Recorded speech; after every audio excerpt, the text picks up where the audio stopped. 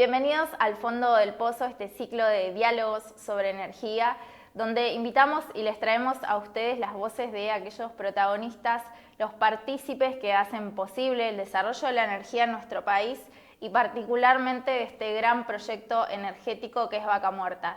Y justamente como lo decíamos en la introducción, la idea es hacer partícipes a distintos actores del lado político, social y económico que hacen a este gran entretejido económico que es Vaca Muerta, y por eso, bueno, hoy tenemos entre nosotros a Alejo Paceto. Él es politólogo y representante también de la consultora Épica, a quien le damos la bienvenida. Hola Alejo, ¿cómo estás? ¿Cómo estás, Laura? Gracias por la invitación. Bueno, muchas gracias a vos por venir. Y bueno, hacíamos mención a esto, ¿no? Decir, el lado político también es importante, también hace posible y juega un rol muy importante en lo que ha sido el desarrollo y en lo que es el desarrollo de Vaca Muerta, particularmente también en un año electoral. Y me gustaría un poco, antes de ir a la actualidad, al momento clave que es también este periodo electoral, empezando un poco sobre lo que fue la campaña política de Milei. En ese momento cambia la gestión y él anuncia algo que tiene que ver con vender Vaca Muerta, vender YPF, y fue, creo que discursivamente, por lo menos en lo simbólico, un gran mensaje a la industria o a lo que tiene que ver con la industria. ¿Cómo ves vos que viró o no este mensaje? Sí, yo creo que eso fue un poco parte de cierta narrativa que se construyó durante la campaña, que estaba muy ligada a hacer un giro muy radical sobre lo que era el Estado respecto a distintos organismos y también muy vinculado a lo que son las empresas públicas y una empresa de envergadura como la que es YPF. Yo lo que creo que pasó a partir de que asumió, y también con el peso, ¿no? de lo que implica una empresa como YPF por la tradición y por la historia y por lo que fue el desarrollo del sector energético y de la industria en nuestro país. Me parece que viró un poco discursivamente hablando, bajó un poco los decibeles. Y sí creo que con la llegada, con la conducción de Horacio Marín al frente de la empresa, se está avanzando, me parece, lentamente en un proceso en el cual no podemos decir que se va a tender a la privatización de la empresa. Yo creo que eso es algo que no va a suceder, pero sí progresivamente creo que YPF está retirándose de algunas áreas históricas y está quizás virando un poco en lo que son sus horizontes estratégicos.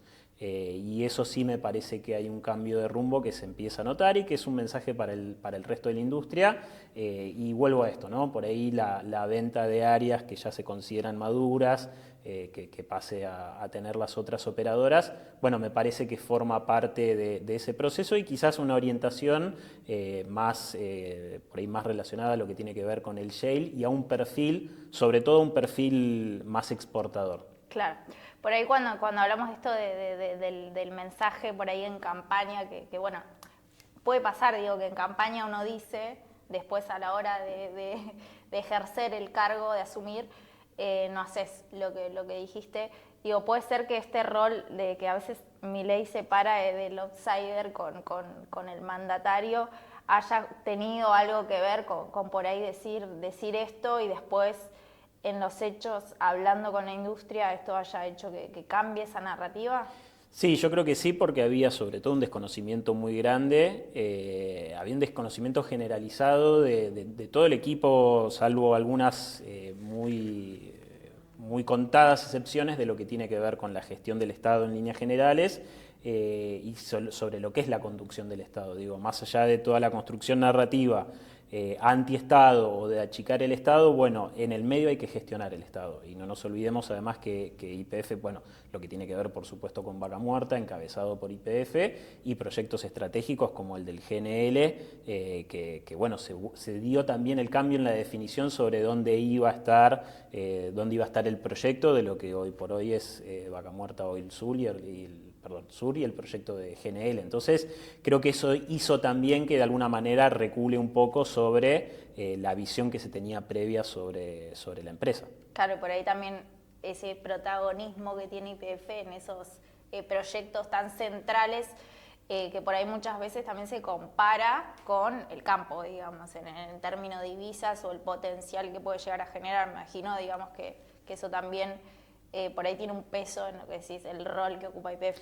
Bueno, Milei ha aparecido numerosas veces en fotos recibiendo incluso gente de Olivos con un overol de YPF, digo. Entonces, de alguna manera, claramente se termina apropiando de la empresa. Como lo decía hace un rato, hay que ver cuál va a ser el horizonte en los próximos años de la empresa, pero por lo menos por ahora entendió el rol clave que tiene YPF, bueno, para el ingreso de divisas, ¿no? Y también en la relación que tiene con el resto de las operadoras, que son, bueno, de peso, por supuesto. Justamente, y en ese cambio de narrativa, después Milei viaja a Neuquén, viene a conocer Vaca Muerta. ¿Cuál crees vos ahí que ha sido la construcción que ha hecho tanto el mensaje para Vaca Muerta como también para la industria? Yo creo que ahí, sobre todo, reglas de juego por ahí un poco más claras, ¿no? Para las principales compañías. Me acordaba mientras me lo preguntabas cuando estuvieron, ¿no? Los CEOs o los dueños de las principales compañías en Añelo, me parece que ahí tuvo que ver con esto, ¿no? De dejar en claro ciertas reglas de juego digamos, que permitan y que tiendan al desarrollo bueno, de lo que son los grandes proyectos que no dejan de ser estratégicos para el país. Bien, ¿y cómo ves vos ahí el rol que jugó el RI acá cuando, o sea, entra la ley bases, entra el RI, digamos, qué rol tiene, qué efecto tiene también a nivel desde la política para la industria? En principio parecía que iba a ser muy provechoso, y eso alentó que muchas compañías extranjeras en diversas áreas vieran un interés mayor en invertir en Argentina. Creo que entre eso y lo que está pasando efectivamente hoy por hoy termina habiendo una distancia muy grande porque no llovieron esas inversiones o no hubo una llegada masiva de inversiones como sí se creía que podía haber con la liberalización, ¿no? que se pretendía en ese sentido con la llegada de inversiones. Por supuesto que hay algunos proyectos que están en proceso, pero también hay mucha especulación y hay mucha cautela de algunas compañías vinculadas por ahí a otros rubros, no directamente con lo que tiene que ver con oil and gas, pero sí el sector energético, que miran lo que pasa en la política argentina y eso es inevitable, para tomar decisiones de inversiones de la envergadura de lo que permite el RIGI. Bueno, hay que estar muy atento a lo que pasa con la política argentina y no estamos viviendo, digamos, una dinámica política estable como sí quizás se daba en años anteriores. Entonces, esa dinamización de la política, bueno, y esas por incertidumbres que se dan, y que se dan sobre todo en un año electoral como el que estamos atravesando, bueno, me parece que hicieron que se ponga un freno en la llegada de algunas inversiones. O sea, ves que hay una cautela por parte de algún sector, o sea, corriéndonos, digamos, para el lado oil and gas, porque en minería sabemos que hay un montón de proyectos que han entrado, esperando, digamos, este proceso electoral para ver si hay o no hay una definición en ese sentido. Sí, además porque en general, no solo pensando en este año electoral, sino en lo que fueron los primeros meses del gobierno de Milei. Le costó mucho, por ejemplo, la ley bases, el famoso Pacto de Mayo que se termina firmando en julio. Eso lo vemos, pasó un año atrás, donde estaban casi todos los gobernadores en la foto y acompañando, y este año no se hizo absolutamente nada. No tiene el mismo acompañamiento de los gobernadores que tuvo durante todo ese primer año. Bueno, se le dio gobernabilidad a través del Congreso. Bueno, hoy la situación es muy distinta y estamos en un proceso en ese sentido de reordenamiento. Se va a reordenar el Congreso, se va a reconfigurar el Congreso, pero también los gobernadores, después de un año, ya están teniendo otro tipo de actitudes respecto a definiciones que pueda llegar a tener el gobierno. Bueno, y en ese sentido el ejemplo más claro es los gobernadores patagónicos o algunos incluso gobernadores del norte que se suponían opositores, terminaron siendo aliados, hoy no se termina de entender qué es lo que pasa. Entonces, bueno, todo eso efectivamente termina de alguna manera incidiendo sobre decisiones de grandes compañías y de grandes inversiones.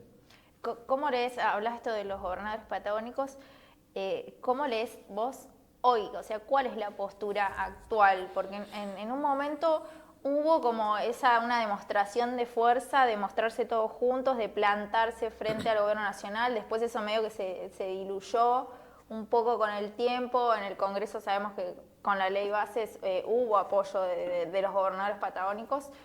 Si bien esto es como bastante reciente, pero ¿qué lees vos ahí de cuál es el mensaje que se está dando? Creo que hay bastante cálculo, por supuesto, político. Es inevitable, digamos, no pensar en la situación de Neuquén, en la cual, bueno, generó un sismo muy importante la llegada de Figueroa, digamos, la derrota del movimiento popular neuquino, y una situación en la cual los miembros del Congreso, digamos, los que van a ser, por lo menos hasta diciembre, integrantes del Congreso, son heredados, digamos, para Rolando Figueroa son heredados, y ahora podría llegar a tener la posibilidad de tener representantes en el Congreso propios.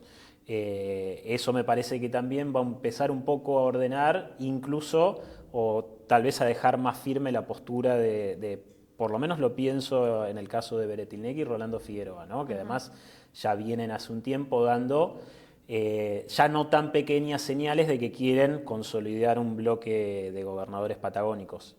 Pero me parece que hasta el momento también algo que era lógico y entendible de Figueroa es no romper con esa histórica tradición de acompañar cuando hay que acompañar, ser opositor cuando ser opositor, pero no levantar el volumen de la discusión. Figueroa es muy consciente que es el gobernador de Vaca Muerta, y Milei también es muy consciente de eso, con lo cual confrontar yo creo que no le estaría conviniendo a ninguno de los dos, o por lo menos tener una confrontación abierta, digamos. Claro, ¿y cuál es el mensaje que están dando en esta demostración de fuerza Figueroa, Beretilnec frente al gobierno nacional? Porque si vos decís, si bien hasta ahora hubo bastante conciliación, ¿hay una postura diferente ahora o hay una continuidad?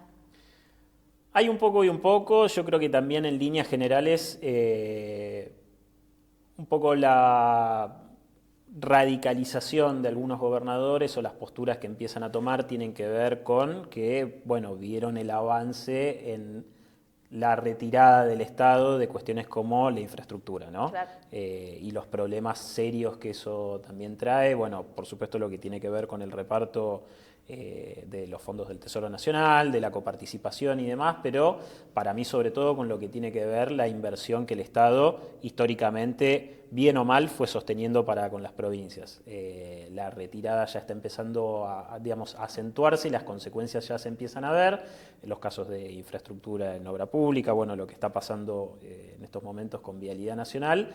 Entonces creo que ahí eso es un poco el clic que sí o sí están haciendo los gobernadores en decir, bueno, ok, te dimos un primer año de gobernabilidad, te acompañamos, pero esto ya empieza a tener un límite, y no te olvides también que somos los dos gobernadores donde están parados estos grandes proyectos, que a vos digo, nación, te sirven. Entonces, es un juego de que hay que tener muy en claro la diplomacia y el timing en el propio federalismo, ¿no? En la construcción de ese poder que también, insisto, creo que van haciendo tanto Beretilnec como Figueroa. Claro. Alejo, y recién hablabas también un poco de lo heredado, del Congreso heredado que había tenido Figueroa, y un poco también de esa herencia. Hace muy poquito nada más le pide la renuncia a Omar Gutiérrez del directorio de YPF. Bueno, ¿cómo leyeron ustedes esto? Bueno, evidentemente ahí también hay una señal digamos, al partido histórico, al Movimiento Popular Neuquino, que ha quedado evidentemente muy lastimado por el resultado de la última elección. De hecho, no presenta, por lo menos por ahora, no va a presentar candidaturas para el Congreso, y sí es como el momento que tiene para consolidar el sello propio, Figueroa, ¿no?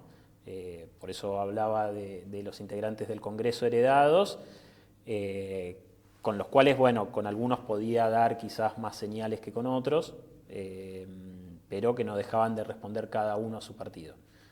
Ahora sí, efectivamente, comunidad termina, digamos, si la alianza, la neuquinidad, termina teniendo sus propios representantes en el Congreso, bueno, eso me parece que termina de cerrar ese círculo en el cual también se especuló mucho tiempo sobre qué iba a hacer Rolando Figueroa con el partido del cual él es parte, digamos, el cual él también tiene un poco de ese ADN, y por eso también decía antes que continúa con esa tradición histórica del movimiento popular neuquino de ser oficialista por momentos y no serlo tanto. Pero sí, me parece que eso fue también de alguna manera darle un cierre, ¿no? Decir, bueno, ahora ya lo que tenía, bueno, no lo necesito tanto, ahora necesito empezar a construir la propia historia de la neuquinidad, digamos. También un concepto que lo está reciclando bastante bien, ¿no? Claro, y justo eso se da, o sea, simbólicamente, si se quiso o no, calculo que sí, unos días antes 2 días antes de presentar la lista de candidatos, o sea que uno lo lee como realmente decir, hay un corte acá, no digo definitivo, pero casi definitivo con el MPN para dar vuelta a la página y arrancar con esto nuevo que es la neuquinidad, que vos lo decías, y que justamente te iba a preguntar, ¿no? Para aquellos que no saben, ¿qué es la neuquinidad? ¿Cuál es el mensaje que quiere dar ahí Figueroa?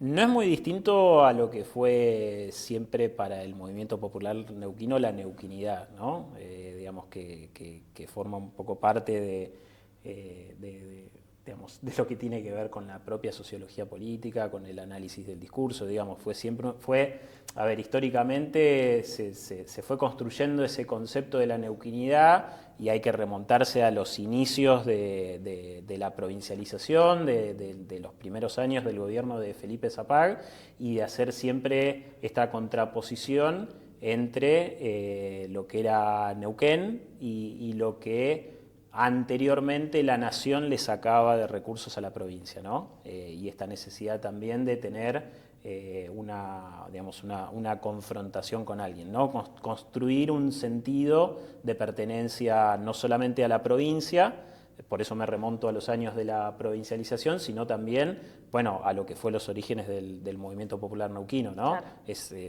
Fue esto, digamos, un concepto que se fue fortaleciendo con los años y también moldeando según las épocas, pero es esta cosa del sentir el Neuquén y de tomar como propio, que también fue cambiando mucho porque cambió la dinámica de la provincia, digo, una provincia que permanentemente recibe gente de afuera que también en los últimos años de gobierno del movimiento popular neuquino le costaba digamos, identificarse como neuquino o como neuquina, era como qué es la neuquinidad, para qué sirve. Bueno, yo creo que ahí le está tratando de dar esa vuelta de tuerca al concepto Figueroa, pero sobre todo parándose siempre en esto de, bueno, los recursos de Neuquén, la riqueza que tiene Neuquén, que tiene claramente mucha riqueza, bueno, tiene que ser para los neuquinos y basta de esa cosa de nación robándonos los recursos. Claro, pero ahora, o sea, que si bien el discurso es como vos decís, viene de otras épocas, pero que ahora se refuerza o toma otro peso, otra dimensión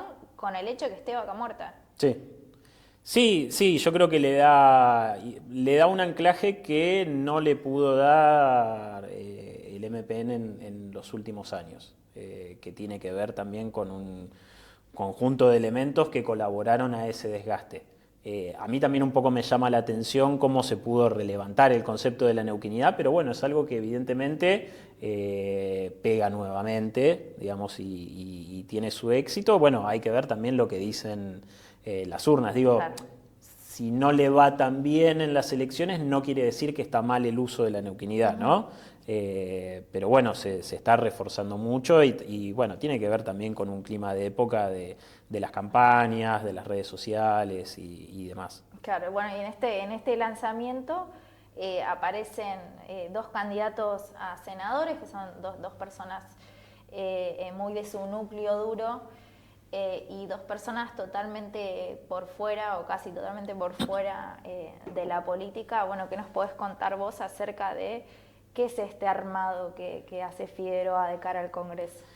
Bueno, en el Senado ahí creo que está como ese ADN de lo que es Figueroa, ¿no? Digo, 2 personas que lo acompañan hace creo que más de 20 años, si no me equivoco, que han sido asesores de él en las distintas etapas que tuvo Figueroa como funcionario en anteriores gobiernos, que lo acompañaron en la legislatura, cuando Figueroa era vicegobernador, lo acompañaron en el Congreso y que fueron sus dos principales alfiles en la campaña política, ¿no? Jefe de campaña Pepe Ucet y la que hacía todo el trabajo territorial, Julieta Corrosa, y son su triángulo de hierro, ¿no? Ese es el triángulo de hierro, son las personas de máxima confianza, y era obvio que iban a ser ellos quienes iban a estar en el Senado.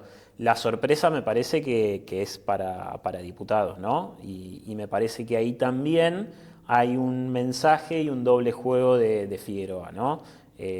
Karina Maureira es una persona con una trayectoria también de muchos años en los medios de comunicación, evidentemente es muy querida por la gente, es muy popular, está por afuera de la política, digamos, y me parece que apela también, y en esto yo creo que es bastante consciente Figueroa de lo que fue el resultado de las últimas elecciones, en las cuales a nivel nacional ganó Javier Milei, ¿no? Entonces, tener una persona que no pertenece a la política, que viene de los medios de comunicación, que tiene esa trayectoria, que no está contaminada, que puede tener que puede tener un discurso propio que por ahí apele más a esa gente que está un poco más de acuerdo con algunas cuestiones del gobierno nacional. Y Joaquín Perren, me parece que apunta para el otro lado, ¿no? Para todo ese electorado que no está conforme con las medidas del gobierno nacional. Joaquín Perren es alguien...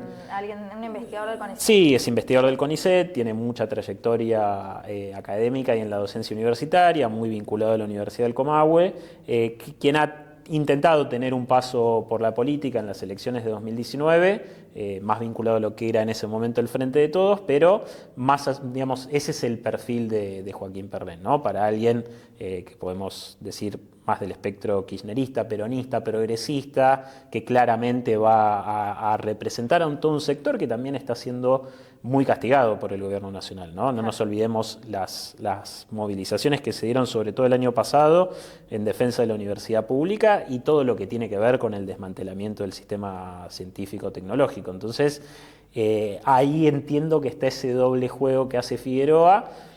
Creo que con más posibilidades de asumir la banca Karina Maureira, pero también si Perren termina llegando a su banca, yo creo que sería histórico porque no sé si no sería el primer diputado de CONICET, lo cual también sería un dato histórico para Neuquén, que suele aportar a veces esos datos bastante particulares en la política nacional, pero sí creo que llegado el caso de que los dos asuman la banca, va a estar ese doble mensaje para el electorado, y estaría, me parece, ese doble juego también en las eventuales votaciones en el Congreso. Claro.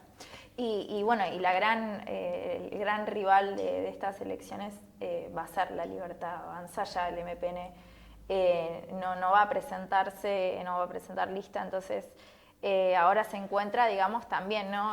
Volviendo un poco a lo que hablamos al principio, Figueroa enfrentando también a la lista que a nivel nacional lidera Milei.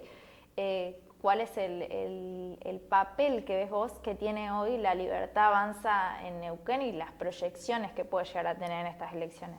Y evidentemente, y lo decíamos recién, ¿no? A Milei le fue muy bien en Neuquén en las elecciones nacionales, y lo que se ve, digamos, que están haciendo quienes hacen mediciones de opinión pública, le sigue dando buena intención de voto a quien quiera que vaya a ser candidato efectivamente de Javier Milei. Y por supuesto que la disputa va a estar ahí porque, tampoco el peronismo, digamos, hoy por hoy está muy desarticulado en Neuquén.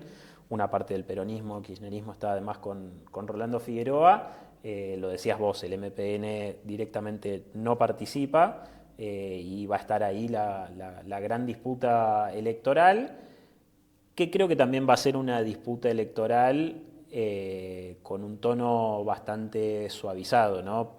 Porque volvemos a lo que hablábamos antes. Yo creo que no va a levantar los decibeles de la discusión Figueroa con respecto a Milei ni a la inversa. Entonces, sí me parece que va a ser una elección peleada, pero hoy por hoy me cuesta pensar que, quién pueda llegar a ganar. Yo creo que va a estar muy reñida. Entendería también porque hay otros sondeos que le dan bastante bien, digo, por ahí como muy en abstracto, pero que le iría muy bien a los candidatos que defienden los intereses de la provincia y demás. Entonces, claro, porque además ahora la Libertad Avanza tampoco oficializó ningún candidato, o sea que estamos hablando de una lista, pero que hasta ahora no tiene nombres. No, por eso. Tiene una figura así fuerte, por supuesto, que es Nadia Márquez, que es la presidenta de la Libertad Avanza. Yo entiendo que ella podría llegar a ir a senadora, y creo que los otros nombres fuertes que podrían integrar la lista, bueno, son también heredados de la parte del PRO que no está dentro del gobierno de Figueroa. Claro. Bueno, Alejo, y cambiando un poco de tema, pero también dentro de esta línea, estuviste también hablando hace pocos días en algunos medios sobre el tema del juicio a YPF, de las últimas novedades, y particularmente yo quiero traerlo un poco acá y preguntarte a vos, ¿qué ves en cuanto a los gobernadores? ¿Por qué no ha habido quizá una opinión manifiesta de lo que tiene que ver con el desarrollo de este juicio, teniendo en cuenta también la importancia que tiene YPF para nuestra provincia? Yo creo que sobre todo hubo cautela y hubo, me parece, un entendimiento de los gobernadores de que era un problema que tenía que resolver Nación. Creo que fue un poco desligarse, que sí llama la atención, ¿no? Digamos, siendo los gobernadores donde YPF tiene mayor interés, pero me parece que tuvo que ver con esa también cautela de no meterse en un tema que no terminaba de todavía perjudicarlos directamente. Digo, claro, a lo que tiene que ver con la potestad de las provincias, también en lo que es la conformación del paquete accionario o de la distribución de dividendos de YPF. Claro. Y también me parece un entendimiento de que no estaba no estaba del todo claro lo que podía llegar a pasar con las definiciones de la jueza Presca. Entonces, claro, me parece que ahí también era mejor, y lo hicieron por ahí llamarse a silencio, y que siguiera esto siendo en todo caso un problema de YPF y del gobierno nacional. Sí, o por ahí mostrar esto, que si en los hechos este fallo no va a afectar el funcionamiento de YPF, ¿para qué decir algo que en realidad sí, si no nos va a afectar, no, sí, no va a llegar? O sea, por ahí dar un mensaje también de confianza de lo que pueda llegar a pasar a futuro. Sí, por supuesto que además, bueno, desde ya que genera incertidumbre, pero si uno ve tampoco es que hubo como reacciones de desesperación, por lo menos en la región, sobre lo que fue el fallo. Me parece que yo justo esa semana estaba en Buenos Aires, pero hablaba con gente de acá, digamos, teníamos conversaciones y no era algo que evidentemente estaba preocupando a la gente. Entonces, claro, ahí sí creo que el silencio de los gobernadores tuvo que ver un poco con todo esto que estábamos charlando. Perfecto. Bueno, Alejo, muchísimas gracias. Gracias también por tu opinión, porque obviamente queríamos sumar esta mirada política que también entra dentro de este entramado que juega también un papel muy importante, teniendo en cuenta que Neuquén tiene muchísimas particularidades que muchas veces a nivel nacional no se entienden, pero que también están cambiando y están en continuo juego en todo esto. Así que muchísimas gracias por venir, por estar y por contarnos también tu opinión. Gracias a vos, y como siempre digo, también cuesta mucho a veces explicar Neuquén hacia afuera. Tal cual. Bueno, muchas gracias. Gracias a ustedes y los esperamos nuevamente en los próximos episodios del Fondo del Pozo.